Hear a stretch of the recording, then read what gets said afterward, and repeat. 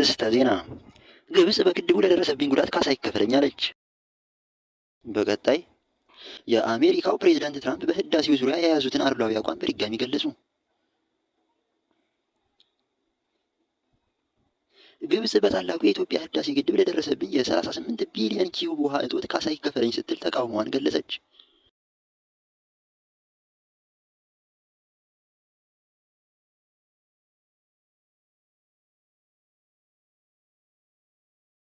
የግብጽ ውሃና ኢነርጂ ሚኒስቴር ሃኒስ ዊሊያም ከ3 ቀናት በፊት ለሀገሪቱ ፓርላማ ባቀረቡት ማብራሪያ የህዳሴ ግድቡ የተገነባው ጎርፍን ለማስቀረትና የኤሌክትሪክ ኢነርጂን ለማመንጨት እንጂ የእኛ የታችኞቹን የተፋሰስ ሀገራት ለመጉዳት መሆን የለበትም።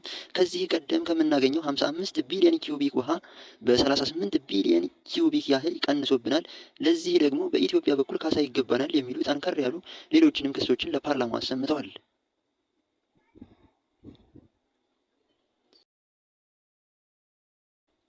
ይህ በእንዲህ እንዳለ የአሜሪካው ፕሬዝደንት ትራምፕ በህዳሴው ዙሪያ የያዙትን አድሏዊ አቋም በድጋሚ ገለጹ።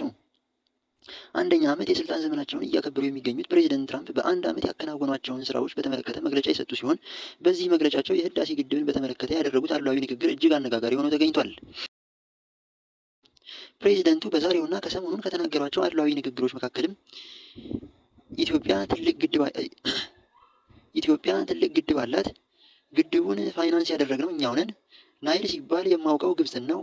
ከዚህ ቀደም በህዳሴው ምክንያት ኢትዮጵያና ግብፅ ወደ ጦርነት ሊገቡ ነበር። እኔ ግን ወደ ጦርነት እንዳይገቡ አድርጃለሁ።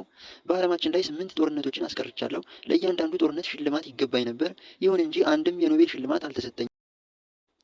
ናይል የሚባለው ትንሽ ወንዝ ግብፅ ውስጥ የሚገኝ ይመስለኝ ነበር። ነገር ግን ኢትዮጵያውያን ገድበውታል። ግብጾች በቂ የውሃ መጠን የላቸውም። ለዚህ ደግሞ አሁን መፍትሄ ማምጣት አለ በሚል ወገንተኝነታቸውን ያሳዩ ቢሆንም እስካሁን በኢትዮጵያ በኩል ግን የተሰጠ ምላሽ የለም።